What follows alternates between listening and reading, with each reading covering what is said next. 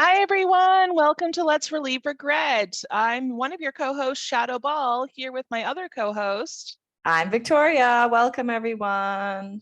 We're so excited that you're checking in to another episode of Let's Relieve Regret. So the first step for us today is to check in with each other. Victoria, on a scale of 1 to 10, how are you feeling this day after your birthday? Yeah. I'm like a 6, not because my birthday was bad, but because I'm a little hungover. So Uh-oh. not hungover, but when you just have like maybe one glass of wine too much and you just feel off the next day. That's me today. I'm a little Sure. I'm tired. But like it was worth it. Like you had fun last night, good times. Yeah, it was totally worth it. Yeah. Totally. Yeah. Great. Had a great time with my girlfriends. Yeah. Oh, so nice. I'm probably, I don't know, about a 7. Like I didn't go out last night. But it's very hot in the city right now. And as we've talked about before, I like it a little cooler. So I've been spending a little bit more time inside and I'm starting to feel a little agitated. So I'm going to give myself a 7. But let's just move right into the cause for applause. Do you have a cause for applause this week? Yeah, I'm just going to say my birthday. Awesome. Amazing, right? I had a good day yesterday. Also, the weather is my cause for applause too. I love the heat. It's like 30 degrees right now, and I effing love it. I love summer. I love the heat. And I went swimming on my birthday yesterday. Oh, nice. Good. So, what about you? What's your cause for applause? I will just say, I think if I lived closer to the lake, it's so funny. I live close enough to the lake to walk beside it, but there's nowhere to swim really. Like it would have to be a whole get your backpack, get on a mode of transportation and get to the beach. It's not as easy. So potentially that's why I don't like the heat as much. Yeah, can I ask you a curious question? Yeah. When you were living in Sudbury, there's lots of lake stuff around there. Did you like the heat when you lived in Sudbury? Yeah, I loved it. And I mean, I also went swimming pretty much every day when I lived in Sudbury. Like I had a swimsuit in my school bag when I was in high school. Yeah. I had one in I want to say briefcase, even though I never had a briefcase. Like my work bag, it was kind of more of a messenger bag style. You're like a man from the 1980s with your briefcase. Yeah, and my bathing suit inside it, ready to go to the beach. And I just open it up and it's a full picnic as well. No, but yeah, no, I'd always had a swimsuit with me. And also I had a car. So, you just drove to the beach or whatever. But yeah, for all the things I love about living right downtown, not having access to a beach is a little frustrating, especially when it gets this hot because all the buildings just radiate the heat off each other and it gets sticky and gross really fast. That's the thing. I guess that's true. I love the heat when I can be by water. Right? I wouldn't love the heat downtown either. And when the reason that we moved to the beach, it's interesting, Toronto, for those of you that don't know Toronto, there's an area I'm still in Toronto. It's just the eastern side of Toronto, and there's a beach and a boardwalk. And then actually the western side, like High Park, which is just the other side of the downtown core, there's a beach there too that you can access, right? There's Sunnyside Pool and Sunnyside Beach, and you can go swimming there as well. But right downtown, even though it's on the water, it's the harbor, I guess. There's no there's that Sugar Beach down there, and I've always never understood Sugar Beach. The city built it. It's like a beach, and it has these built-in umbrellas, pink umbrellas, chairs and stuff, and it's pretty. It's all these pink umbrellas and whatever, but it's a beach, and then the concrete holding wall. It's a beach, but you literally can't swim at this beach. It's just a beach, and I'm why would I want to put my feet in the sand and be in the beach if I can't jump in the lake? Well, some people are not good swimmers, and some people don't even go in the beach when they're at a beach. Some people do just really enjoy hanging out in the sand with a book and a hat and that kind of thing. So I think that's why it was built. And also they actually have a second one that's a little bit closer to me. It's an HTO park, and it has yellow umbrellas. That's why I was so specific about the pink umbrellas at Sugar Beach. And then just down the way, there's also a yellow umbrella, kind of same idea though. Same situation. There's some sand, there's those big Muskoka chairs, and the big yellow umbrellas, and yeah, concrete all around. So interesting. Yeah. So if you were by the water, you might like heat more. I think so. Yeah. I think that's definitely fair to say. Yeah. Did you say your cause for applause? No, I didn't even get into it yet. But I mean, it actually is related. So I'm glad this is a good segue. I am going on an actual vacation this summer. Yeah. I know. I'm staying within Ontario, but we're like, lots of times when Ben and I go away, like we tend to bring our work with us because we both work from home. So it's like, we're going to work from Sudbury, or we're going to work from Kingston. We're going to like work from wherever we're going. This time, we are leaving work behind for 2 weeks. We've already gotten approval from our jobs. And on top of that, we're putting our little cute dog in with a sitter. Whoa. So we're going to be like full blown, like, I don't know, like us 7 years ago, going on some road trips within Ontario and just the two of us. And do you know what you're going to do, or do you just know that that's the time you're going to take off? There's some plans already. Like my dad's having a big family reunion, so that's why we're going to go to Sudbury.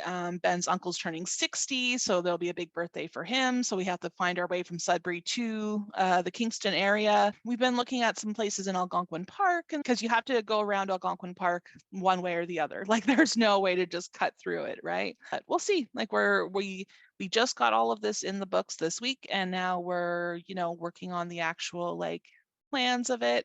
It's going to be in August. We're both, I'll speak for him. We're both very excited. It's going to be really, really nice. And it's also kind of taking the pressure off the day-to-day monotony of things, because like we have this thing to look forward to. And I kind of forgot that that's also an important reason to go on vacation. It's not just the vacation itself, but it's kind of like a nice distraction to plan for. Yeah, it's interesting. I learned this a couple of years ago, and I was like, yeah, that makes total sense. We have like several happiness hormones, right? We have dopamine, serotonin, oxytocin's the love one, the bond one. Dopamine is actually the motivator hormone. It's not the like sense of completion celebration hormone. That's serotonin. We get dopamine when we plan something, and planning a vacation is the like perfect example of getting a dopamine hit, because it motivates you to take action or continue the planning. Like you get excited, it makes you joyful, you're excited to research things, you're looking forward to it. So you're actually like getting some happiness hormones just in the planning, which I think is really cool. Yeah. And that's exactly what you're doing. And I mean, you know me, I've already got like my little charts and my Google Docs ready to go. And I've been searching things and grabbing links. Because rental cars were so expensive, I'm like, I wonder if there's another way we can like travel this. But no, we're just going to stick with our rental car plan and save up for that. I think when I think about traveling, doing a trip like that, not in a car, on buses, that feels exhausting to me. I'd be like, oh, I hate this. I'd rather just have a car. But it's like, if it's just the two of us and not the dog, like we can definitely make almost any travel like work. Like that's what we've done in the past. We've done lots of trains and planes and automobiles. Yeah. So before we get into our sharing, I wanted to kind of pick your brain, because you're right at like the midpoint. There's this funny my life, because I just turned 42 of the calendar year. No, not of your life. You're so people kind of joke that when you have your birthday in December, like me, we have to wait all year for our birthday. And someone will say, but everyone waits a whole year for their birthday. But do you feel like that? Do you feel like you wait a whole year for your birthday, or does the wait for your birthday start January 1st? I think it starts January 1st, I guess. Yeah. That feels very so interesting. Validating. I've never thought about it, but yeah. And I love it because it's June and July are perfect, I think. Yeah. Because, I'm going to say June, because when you're a kid and you're in school, July, if you have a July birthday, you're not, nobody's in school, so you don't really get a birthday party kind of thing. Or people are away and they miss your birthday party and whatever. But because it's literally like halfway through the year. I really like it. Yeah. Yeah. It's so interesting. Yeah. Cause I don't even know how it came up, but last December I was like, it came up because all the December babies were being babies about it. We're like, it's not the same. You don't have to wait all year. And then the person was like, everyone waits all year for their birthday. And it was just like this really heated discussion about, I guess, perception of time. It's also like the December birthdays so close to Christmas if you celebrate Christmas. My husband's December 14th. I always try and make a big deal out of his birthday so that it isn't just like an add-on to Christmas, you know? Yeah. There was a couple times as a child, my dad made a big deal about our half birthdays. My brother's also in December. We're both December babies. So we would get like half birthday celebrations sometimes in That's June, which awesome. would be really nice. And not every year, because it would make it less special if it was every year. But the few years we did do it, like, half a cake, half of this, That's so cute. it That's was so cute. fun. It was super cute. And like, to anyone out there who has a December baby, that's always a nice little way to make them feel special. Not necessarily as your partner, but as your actual child. Yeah. Well, for your partner too. Yeah, because someone asked me that too once. They were like, "As a December baby," and I was like, "Yes." My ears it picked up immediately. I'm like, "Yes, December baby, me." Yeah, so that's actually really validating that you're saying like, you don't feel like you're waiting a whole year for your birthday. You kind of feel like you wait starting in January, so it's like 6 months. Interesting too, I guess, how we look at like when the year starts. Yeah. And, because our school system, and not everywhere in the world does this, is September to June, right? Yeah. Like in Australia, their school system is the same as a calendar year. It's Oh, wow. January to December. Right? So January is when you go into a new grade. And so I don't know. In the past few years, I've started kind of looking at my birthday as like the beginning of the year for me, because it literally is the beginning of my next year. Right. So like on my birthday is when I think about goals or think about like reflect on the past year and stuff. So New Year's Day in January isn't really that big of a deal to me. And so it's interesting how to look at a year, like what you define a year is. And I think it's still like baked into us, like that September back to school feeling. Yeah. Will always happen. Oh, yeah. Even when I'm 80, I'll probably still feel the September back to school feeling. Yeah. Oh, sorry, my dog just barked. That's okay. That's okay. For sure. It was also her birthday yesterday, so I think she's starting to feel a little. Yes, you share a birthday with Gertie. Share a birthday with Gertie. She turned 5 yesterday. It's a big deal Whoa. over here. Yes, she got a little bit of mashed potatoes yesterday. Like a mashed potato cake? Yeah, well, like with like her kibble. Like I was having mashed potatoes and I mixed it in with some kibble and she ate the whole thing very happily. That's amazing. I'm sure that was not what you had for treats, but no, mashed potatoes is not what I had for a treat. No. But you're not a tiny, cute little dog. She also has this like little like handkerchief that says birthday girl that we only put on the 1st of June, and then we hide it away for the rest of the year. And not like she doesn't have other handkerchiefs, and I don't think she really knows, but like, so it's just for us.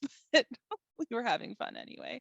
Anyway, let's jump into our sharing. I believe you're going first today. I think I am, because you went last time with our guest. Oh, that was so great. I was so happy to have Anna on. You haven't listened to that episode yet, please go back to the episode titled Our First Guest, because I had a lot of fun with Anna. Yeah, we had a lot of fun, and we're going to bring on more guests. And if anybody out there is interested in being a guest, you can, of course, email us. If you have a story you want to tell that you think the listeners would like to hear, or you want to release in a cathartic way, think about it. And we'll give more details on that later. All right, let's get to your share. Okay. So mine's a little interesting this year. Mine's a little interesting today. Excellent. Because it's kind of an opposite. It's something that I don't regret, but literally as it was happening, I was like, I need to tell the story on the podcast.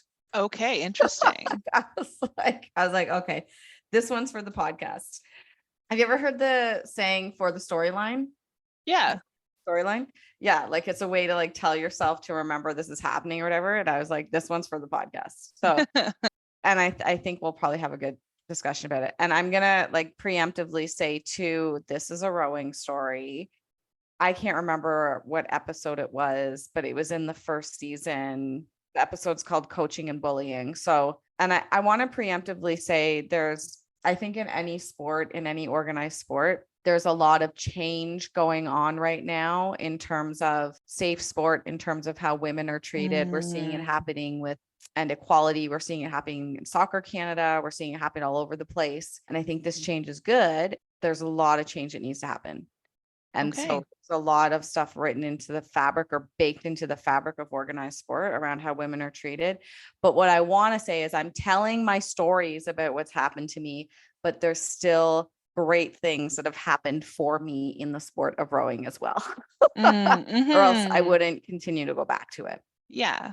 Right. But I'm just like reflecting and realizing, but this is something that happened really recently. So that's all I'm gonna say about that. So I don't want everybody to be like, rowing sounds like the worst sport ever. That's not what it is. But these situations happened in any kind of sport. That doesn't make it okay. And that doesn't make it normal. We do need to talk about these things. I mean, it's kind of like part of the Me Too movement, right? We need to talk about how women are treated in sport, period. And that's why I've been telling my stories about rowing. Because change does need to happen. So this is another one of those, everybody. That's my preamble. I'm excited. Take it away. So my opening sentence is a little different because usually we start with, I have an experience I want to let go of in order to move forward. Here it is. I guess I'm going to say today is I have a story that I want to tell in order to move forward because I don't regret what happened.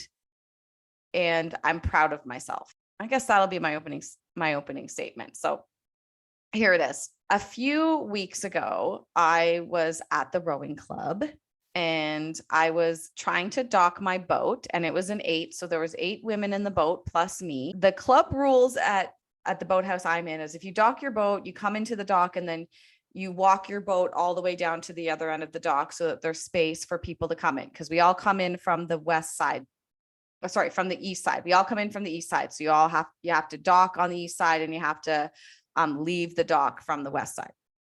So it's the end of practice and I'm coming up to the dock and there's a boat right on the tip of the dock. Hasn't moved the boat down or anything. It happens to be a high school girls boat. It's a high school program that runs out of the rowing club that I'm at. And so I say politely, girls, can you move your boat down so we can come into the dock?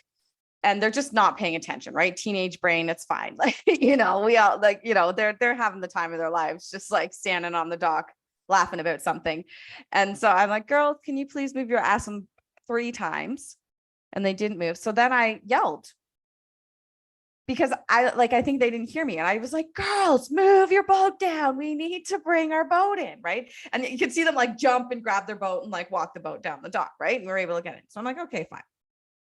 And unfortunately, like that's part of the role of being a coxie. Sometimes you have to yell because I'm in charge of the safety of my boat. I'm in charge of the safety of the human beings in my boat. Like that's on me.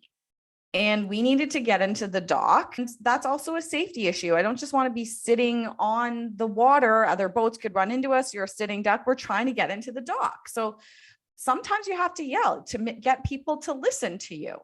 Sometimes if I'm on the water and there's a boat coming right towards me because it's on the wrong side of the water, because we have laneways, just like driving, right? Like you go west in this lane, and you go east in this lane. I'll yell, right? It's part of the position. You have to yell at people for the safety of your boat. And then they moved the boat and everything was fine.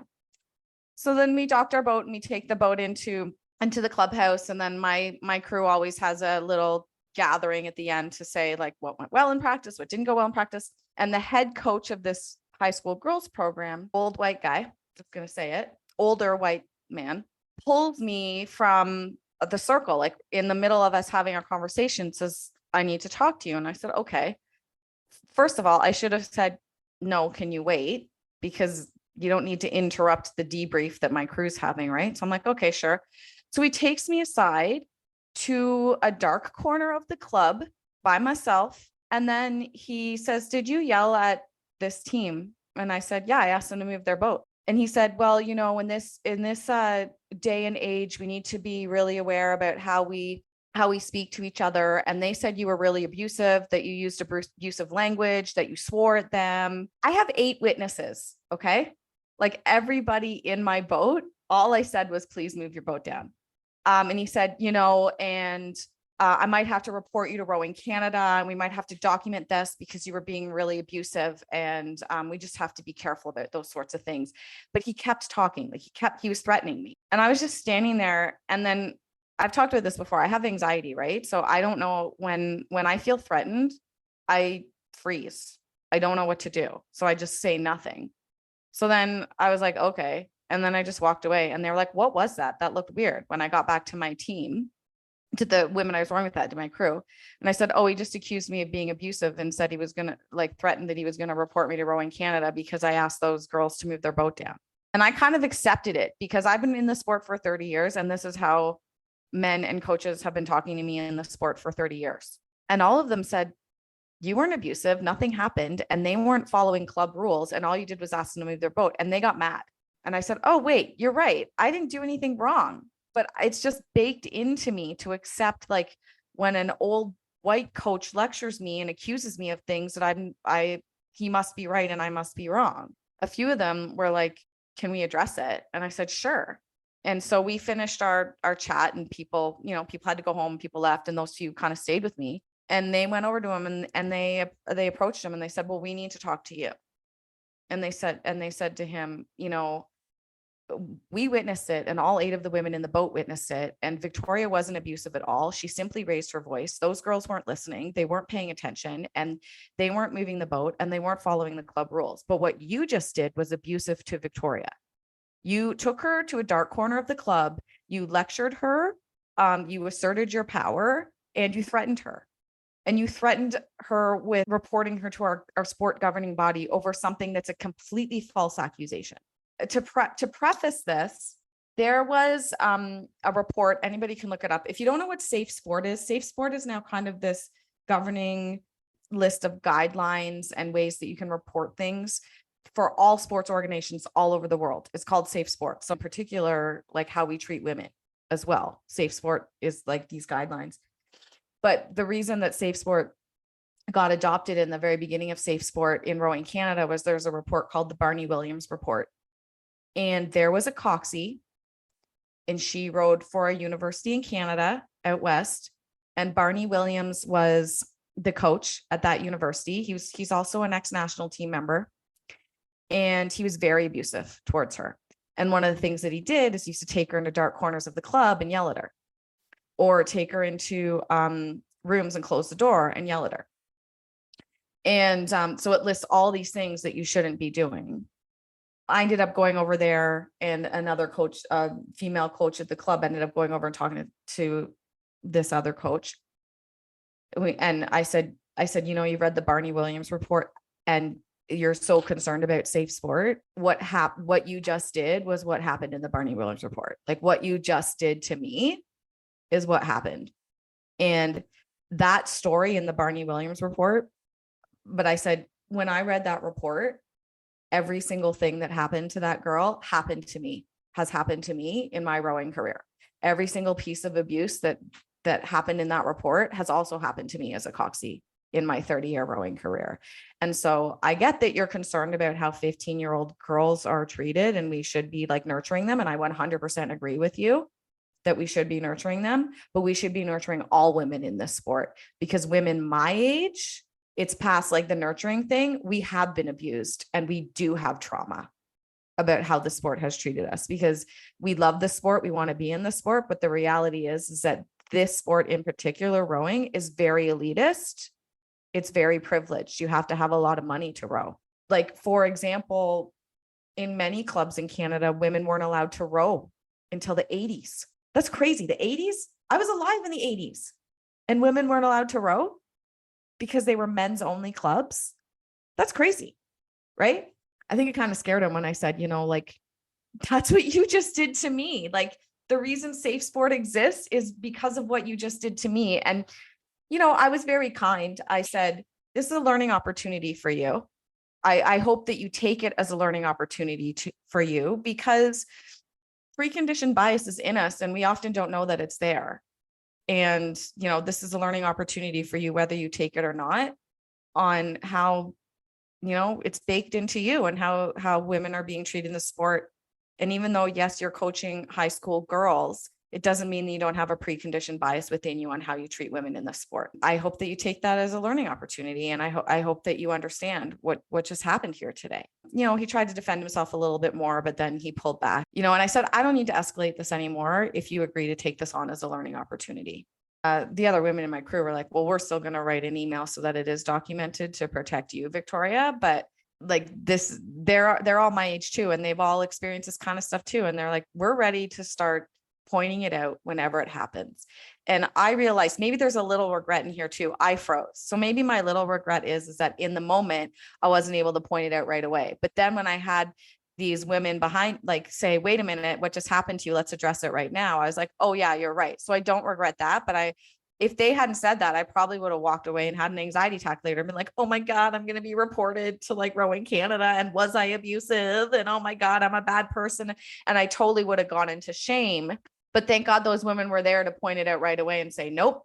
Thank God that women in my sport are now willing to say, thank God that there's an atmosphere or a culture now, like in the world, where women feel safe enough to say, nope, no, I don't want a man asserting power over me just because he can.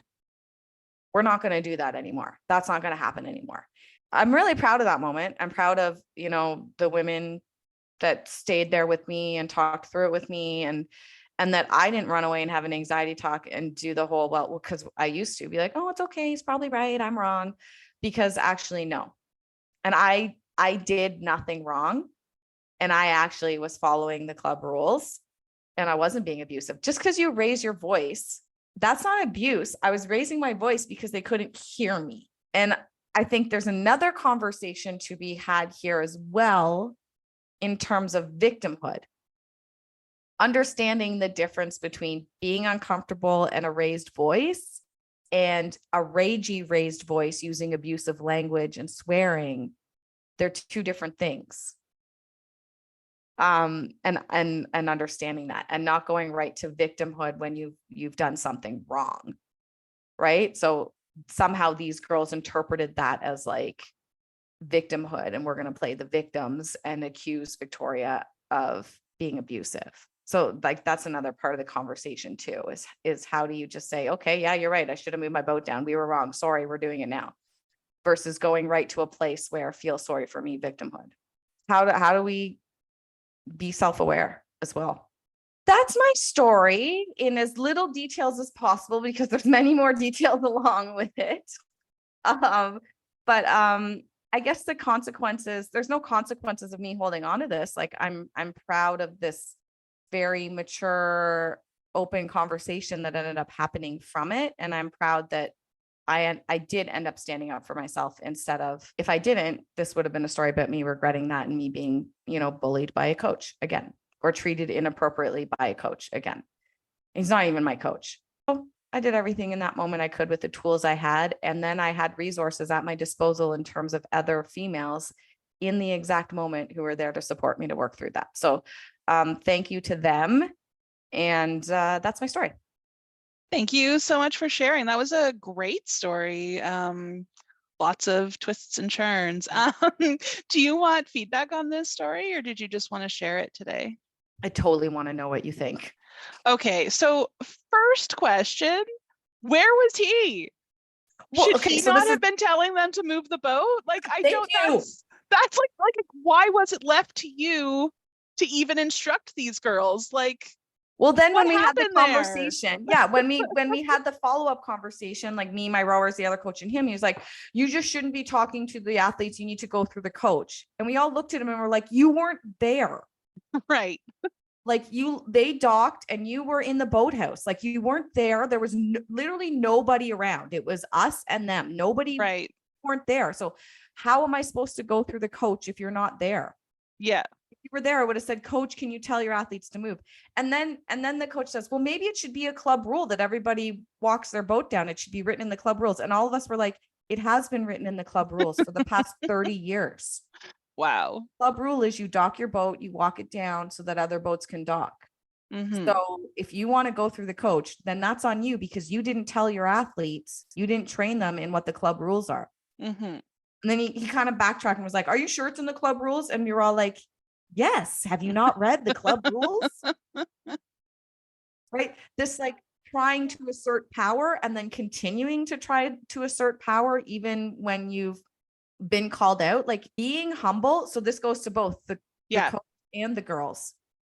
Being humble is also a skill. Nobody's perfect. Someone calls you out on doing something wrong. It's just going to cause more drama if you're defensive. Either you get defensive or you go into victimhood. Just acknowledge you did something wrong so that it doesn't blow up into something bigger than it needs to be.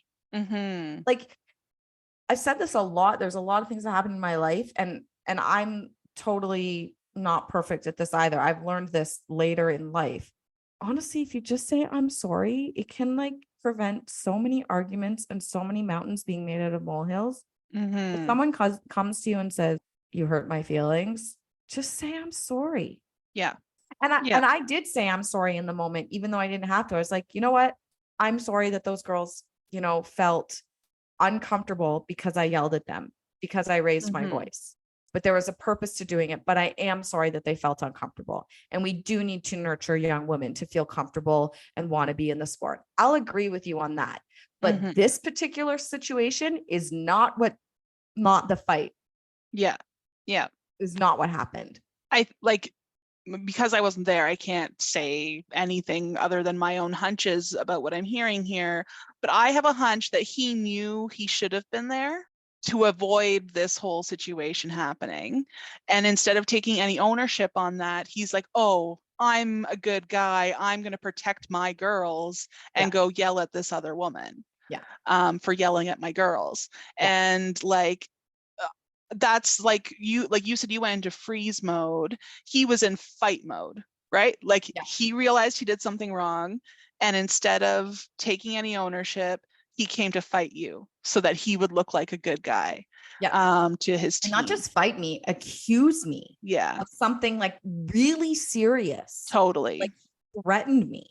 You know, physically, he didn't physically threaten me like he was going to punch me, but we're talking like a 6'2" man and I'm a 5'1" woman, pulling me aside into a physical space that still he asserts his power physically. No one else is around. And to understand that threatening a woman physically isn't like, I'm going to hit you or punch you. Of course it is. But your body size by height in general, men are in general, many men are taller than women, right? Like can feel threatening in certain circumstances, when you're cornered, when it's dark, when it's right. Like men don't have to think about things we do. Right. Men don't have to think about, I'm going to walk through this park at nighttime. We always have to think about that. True. We always think about, when I'm at a friend's house, how am I going to get home safely? Men don't think, how am I going to get home safely from my friend's house? This is still the world we're living in. Yeah. Then something else really jumped out at me as you were telling your story before we even got to the altercation, if we want to call it that, where you said, sometimes you have to yell. You're responsible for the safety of those in your boat. I feel like we've talked about this idea that like not all forms of motherhood have to be being a mother. And I think this would really speak to that. You're responsible for the safety of the people in your boat. Sometimes you're going to have to do things in ways that like aren't this perfect idealized way you see yourself. So I don't know, something really jumped out to me about, what do you think about that? Where like, do you feel a sense of motherhood for your team? Like, I think like we talk about like maternal energy, right? Yeah. And like, I definitely have maternal energy. Yeah, for sure.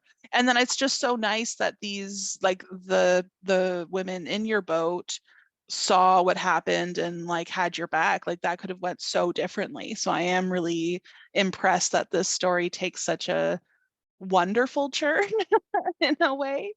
So yeah, I don't think you should regret this at all. I do think it was for the storyline / for the podcast. Yeah, those were the two things that popped out at me. Like first, the idea that he should have been there, and also just this idea that like sometimes you have to yell. Sometimes there's a safety issue and people aren't listening. And it's not about like you releasing your rage on someone. It's just like, pay attention to me or someone's going to get hurt. And it kind of connects, right, to the story I told in season 1, is when a coach told me, your job today is not to be bitchy, right? Yeah. Like, honestly, every time I do raise my voice, because I have to, because I'm yelling at a boat to get out of the way or whatever. And the thing is that every time it happens, it's still like conditioned in me immediately. I'm like, oh my God, I'm going to get in trouble for raising my voice, because women of a certain age, I'm going to say 35 and older, we were all taught to like, be a good girl and be quiet, and say anything. And so even though I'm doing it and I like rationally know I'm in the right, I need to ask this boat to get out of the way. I need to get these people to listen to me so my boat doesn't hit them. It's for their safety too. If, you know, like immediately after every single time I go, oh, maybe I shouldn't have done that. Maybe I shouldn't. It's ridiculous. Yeah. I shouldn't even be having those thoughts, but it's still like so deeply programmed into me. And I think listeners out there, you probably agree, right? It's so deeply programmed into me that every time I raise my voice, I think I'm a bad girl. Right?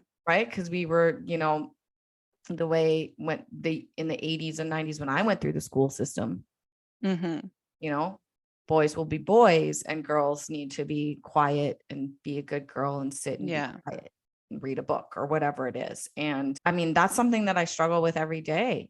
It is and I think most women do. And it's so interesting because in the past couple months, I've had so many conversations with neighbors, with friends that have told similar stories. We've just been telling stories that are like, oh my God, I yelled at someone, or I did something. And then I went home and I was like, oh my God, I'm a bad person. I shouldn't have done that. I guarantee you men aren't doing that. They're not going being like, I'm a bad person because I yelled at someone. They're just like, oh, that happened. Right. It's a definite preconditioning. Yeah. It's definitely preconditioning from the era that I grew up in. And I think many people, and it's still happening, but I do hope, I don't know, but I hope that it's changing. And I mean, I mean, maybe that's the juxtaposition of what happened is those girls were like, oh, we got yelled at. It didn't feel good. So we're going to complain about it. Yeah. Which is fine. They were trying to assert themselves and stand up for themselves, but they took it too far in accusing abuse. And now I don't know if those girls accused me of abuse or if the coach took what they said and then accused me of abuse. So I don't know if they were playing victimhood card or not. I really don't know. So good for those girls for saying it didn't feel good to be yelled at. But I think really what they were saying, or what happened was they went to their coach, said, oh, we got yelled at, whatever. Yeah. Really, I think subconsciously they were telling him because he wasn't there. Yeah. He wasn't there for them. They were saying, like, whether it was conscious or not conscious, they were saying, like, so this happened to us, we're telling you. But part of the reason they were telling him is because he wasn't there. Yeah, it doesn't feel good to be yelled at, but also doesn't feel good to be abandoned so that you end up being yelled at. Yeah. And maybe abandoned is too harsh a word as well. There's a missing piece here that I'm like, what happened? Like, where, anyway. It's actually very validating for me that the first thing you said was, where was he? It's like, I don't get it. Like, I left out certain parts of the story because I wanted to see, like, rationally to validate myself. Yeah. Someone that doesn't know rowing, doesn't know anything, would hear the story and what would their first thoughts be. And it's very validating to me that you were like, where was he? Yeah. Yeah. Like, that's what I don't understand about this. Is there any chance that you'll see this same team again? Like, are you guys on a schedule, or is it like they're right there every morning and so are we, right? Right. So, yeah. I mean, I'm gonna run into this coach again. Like, I've known this dude for like 20 years. Right. He knows who I am, I know who he is. And that's the other piece, is like, he knows who I am, I know who he is, but he didn't like respect me enough to come to me and say, so the girl said this happened. What's your side of the story? Yeah. What happened? Let's resolve it. He didn't have enough respect for me to do that. He just went right to, I'm going to threaten you. Yeah. And I've known this dude for 20 years. Yeah. That's really disappointing. Like, I don't know him, but like, we know of each other. We've been at the club together at the same time for 20 years. He's never coached me, but like, I'm like, You went right to, I'm going to threaten you, instead of, so this happened, what's your side of the story?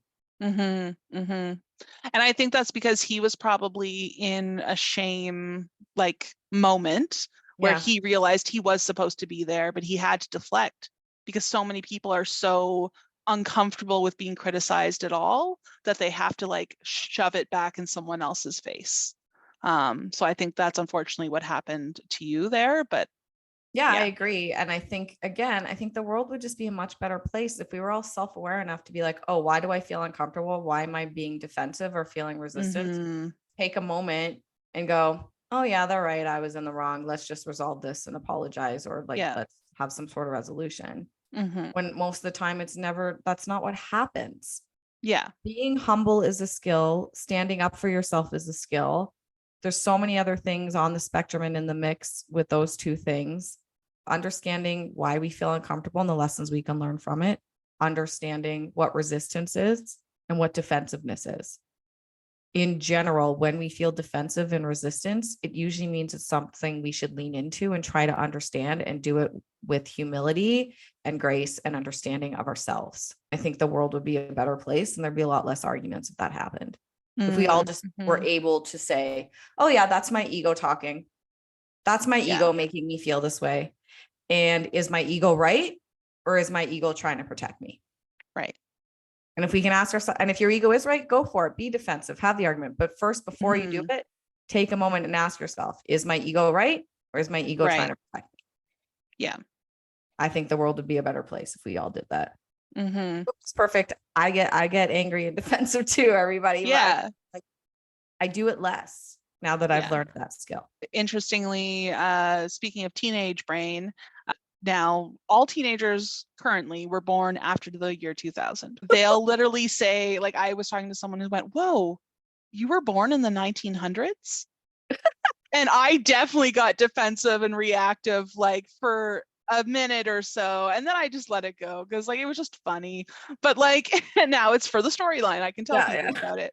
But I remember just being like, well, yeah, that's fair enough, because like when I was 13 to 16, if someone was born in like the 60s or 70s, I was like, whoa, so long ago.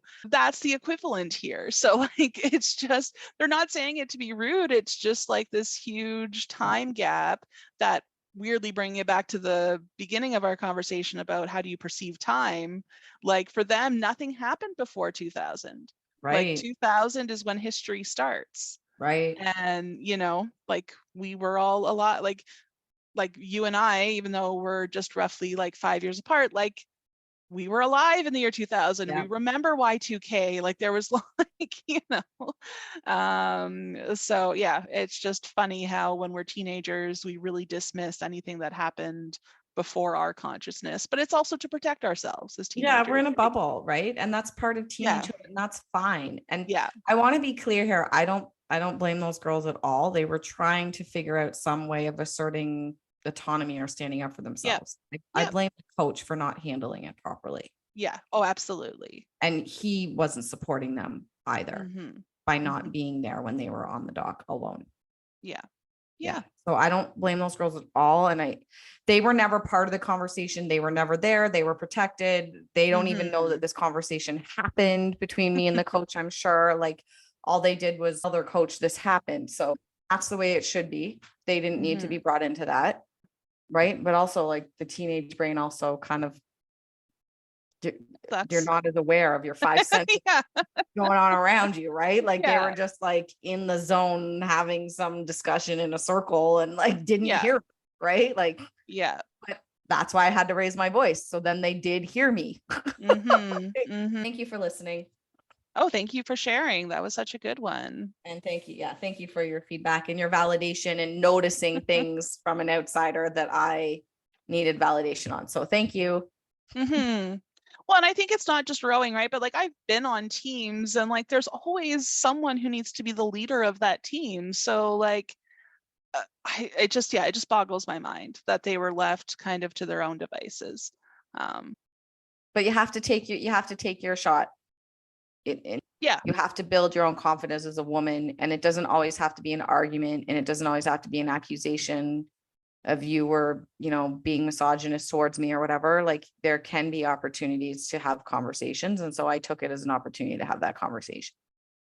Yeah, And for who knows sure. if it worked or not? Only time will. Yeah. Yeah. Yeah, absolutely. Do you want to share your story? Sure. This one's actually very short and sweet. And again, I don't know if we're just like sharing part of our brain, but there's a weird simpatico thing with mine because it's about me having teenage brain. Oh, interesting. And listeners, we swear, like I know we say this every Yeah, podcast, we literally I don't know. know what the other person's going to say. We're not planning our feedback because we don't know what the other person's saying right until the moment we record. So I'm excited. Tell me your story. So it's still a regret. It's still the same format we've always used. So here I go. I have an experience I need to let go of in order to move forward. I regret wearing cheap flip-flops for many, many summers and falls and springs. In my late teens and all of my 20s, my go-to summer shoe was a pair of very cheap flip-flops. They came from a certain store that would sell them for $1 a pair, and I always had many, many pairs on the go at any given time. I thought spreading out the wear of them would make it a little bit okay. It also made it so quick to leave the house. Eventually, this approach to my summer footwear did lead to plantar fasciitis, and thankfully I've learned how to treat that. The consequences I'm missing out on due to holding on to this regret are now I spend a lot of my time looking for new shoes when I need them. I'm super indecisive. I don't want to waste money on cheap ones, and I can't currently afford the ones that would be best for my feet and lifestyle. Now, I did everything I could when I chose to wear the flip-flops. It was within the budget I had at the time, and that's okay. They were fun and easy to throw on. Most of my friends wore them too, so it felt nice to fit in. That is who I was then, and I have grown in so many ways. I'm nostalgic about those times. I'm relieved because I'm now capable of discerning a good value and worthy of higher quality items. Oh, I just laughed all the way through that. Do Yeah, you great. do you want feedback or do you just want to be heard? Sure.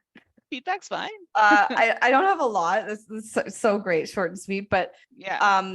yes, for anybody that's around our age, there was always the beginning of the summer flip-flop sale, flip-flops for $1, and you go out and you buy like 5 pairs because they had like a Absolutely. wall of like They had a wall. They still do all it. They're these just not a colors. Oh, dollar do a they still pair do it? anymore. Yeah. They still do it. They're more like $5 Yeah. a pair now, but still, yeah. And then that's what I mean, I'd always get like a black pair, a white pair, and then a couple pairs that were different colors, like a bright pair Absolutely. or whatever. Yeah. And we're literally just talking, it's the same flip-flop out of the 70s and 80s, everybody, just like a rubber base and then the thong in Yeah. between your toe, and that's it, Yeah. right? And the thing, I can't even wear them now because you know where the thong connects on either side, it was like a plug. Yeah. I can like Yeah. feel the plug like digging into my feet. You know what I Right. Yeah. Yeah. Yeah. but I love that you use the word nostalgic because it's definitely nostalgic. Yeah. Yeah. Yeah. But I definitely went through the same process. I was like, I can't wear these like flip-flops anymore. Like I used to walk for hours in those cheap flip-flops. Same. Yeah. And I'm like, I shouldn't have been doing it then. And I shouldn't be doing it now. It makes my knees hurt. I have bad knees. Now, the one thing I will say is like, you don't just have bad knees or plantar fasciitis or whatever just from that. Yeah. Right?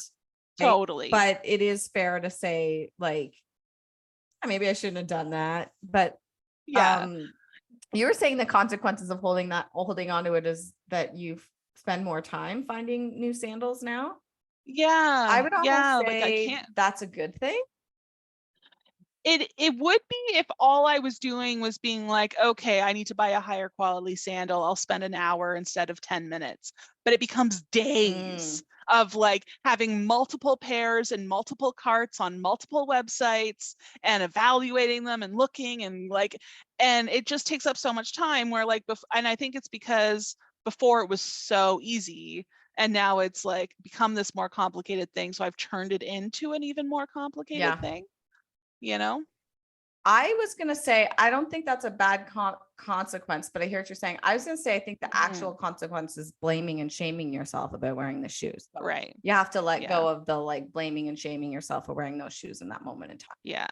Right. Yeah, because I wouldn't just wear them in the summer. Like I would wear them until like the first snowfall, and then even then I'd be like, haha, look at me, I'm wearing my flip-flops in the snow. And when I first moved to the city too, like it took a couple years, but like thinking back to all the times I rode the TTC with those on, and just gross. Like there's no protection. Like I could have been in the stabbed. Anything could have happened to my feet with those tiny non-protective shoes, and I was just wearing them all over the city, getting disgusting. Me too. When I first moved to the city, like ran day camps at the community center for kids. Right. And that's all I wore. Like it was rare that I would wear like running shoes, and I just come home with like a dirt tan. Running around the city with these kids, right? Like you take them off and you'd have the thong line on your shoe, but it was like not a tan, it was just dirt. Like my feet were so dirty. Yeah. And I remember like, you know, also like your parents would tell, I don't know if you had this, but like my dad would always be on me about like, you gotta wear better shoes. Like this is going to cost you so much money in the long run. Like you can't wear flip-flops everywhere. You're also not supposed to wear flip-flops to drive. It's illegal because they can get you can get them stuck on the paddle. I totally wore flip-flops to drive when I was like a teenager for sure.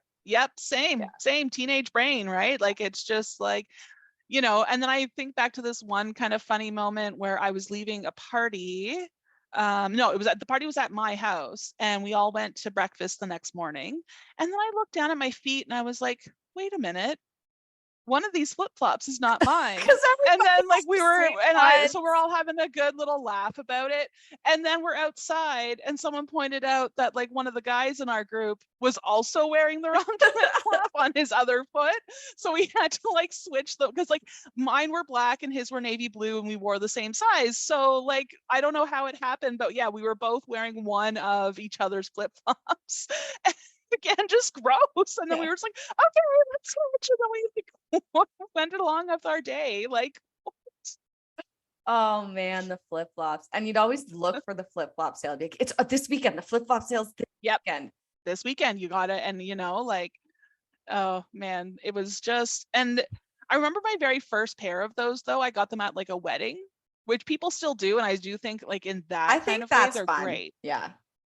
Like, you know, you want to have a big basket of those flip-flops at your wedding so people can change, like when the heels get too intense. Great.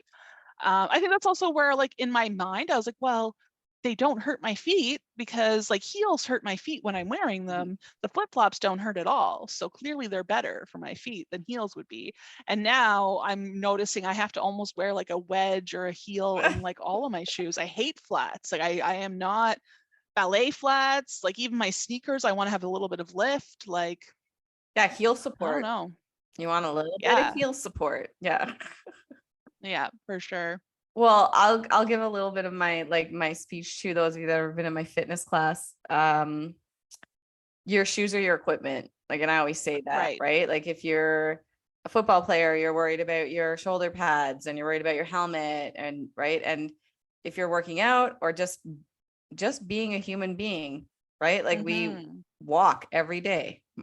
Yeah. Those of us that are able, right? Like your shoes are your equipment, and you should treat them like your equipment, and you should find shoes that fit your feet properly and support your feet for the shape of your foot. Some people have high arches, some people have low arches, some people have no arch, some people have a wonky big toe, whatever it is, right? Like you should. Your feet literally hold you up on this earth.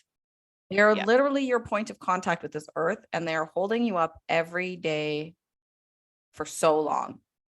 You should be putting something on your feet that support them, because when you support your feet, you support your ankles, you support your knees, you support your hips, you support your spine, you support your shoulders. And flip-flops are not it. Yeah, for sure. And I actually even think about, you know how we were talking about hard pants. I find wearing shoes around the house is actually very helpful. And I've gone back to like being even younger than a teenager, where I have my outdoor pairs of shoes and my indoor pairs of shoes, and I try not to cross contaminate them. I'm going to say something because we might preemptively get this comment, and you can totally disagree with me. You can, listeners can too, because there's kind of two trains of thought here on how to treat your feet. There's this movement, like the barefoot movement, and those barefoot shoes that are like toe shoes and all those kind of things. Yeah. This is my opinion. And there's also like many studies around this, but then of course there's studies around the benefits of being barefoot all the time.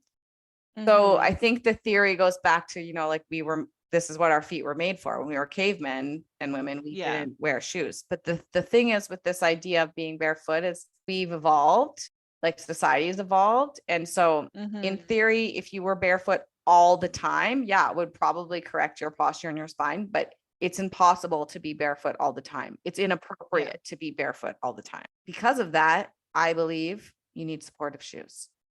Yeah. No, that's interesting too, because even when you want to talk back about like, caveman times, like cavemen didn't live that long, first of all. Yeah. And second of all, they didn't have things like concrete and pavement and like all these other things we're putting our feet on every day. And again, especially if you live in the city.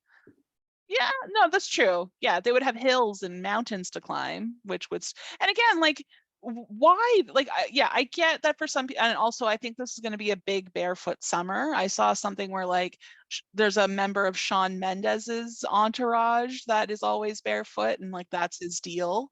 And I'm like, yeah, but he's just in LA. Like, I don't, again, like that, not teenage brain, because they're definitely older than teenagers, but still that just like, I'm hot, I don't care, I wear no shoes because it makes me an individual or whatever. And good for him, good on him. Yeah. But I just, this argument that if you're barefoot all the time, it's going to fix all of your like joint problems is, it's impossible to be barefoot all the time. So what I would say is, because some people say, you should never wear shoes in the house because that's your opportunity to be barefoot. If wearing shoes makes your joints feel better and you do have in-store shoes, you do you, man. You do what's good for you. No, I like, and then also, I like having my indoor shoes. I don't do them every day, but I do find that it helps with lots of things. Yeah. And also like when people come to my house, like we've talked this before too, where like, if you want to wear your shoes in my house, that's fine. Or if you want to bring a second pair of shoes, that's fine. I will say when I was doing that flip-flop time of my life, I tended to always have like a pair of socks in my bag, because like I did at one point start to recognize how dirty my feet were. Yeah. And if I was going to someone else's house, I was like, well, I know I have to take these dirty shoes off, but then I don't want my like sticky feet all over their stuff. Yeah.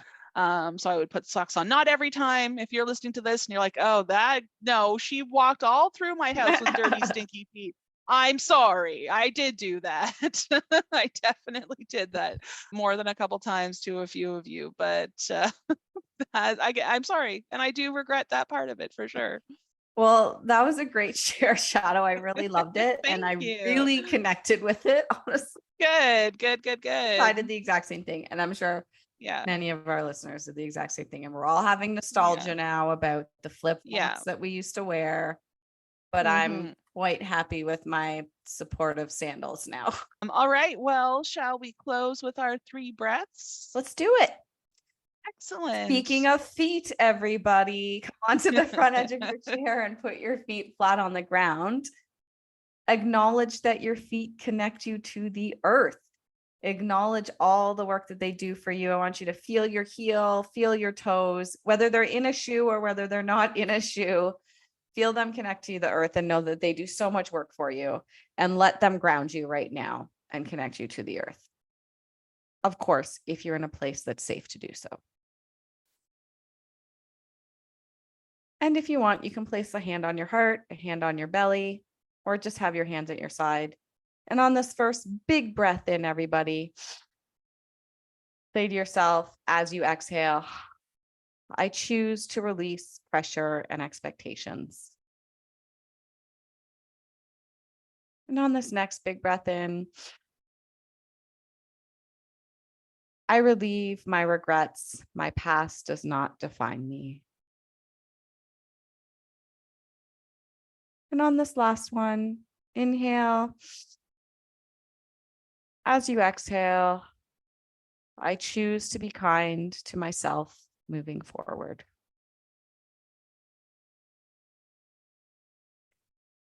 Thank you so much, everybody. Thank you, Shadoe. Thank you, Victoria. We hope you have an amazing day and wear good shoes. Yeah.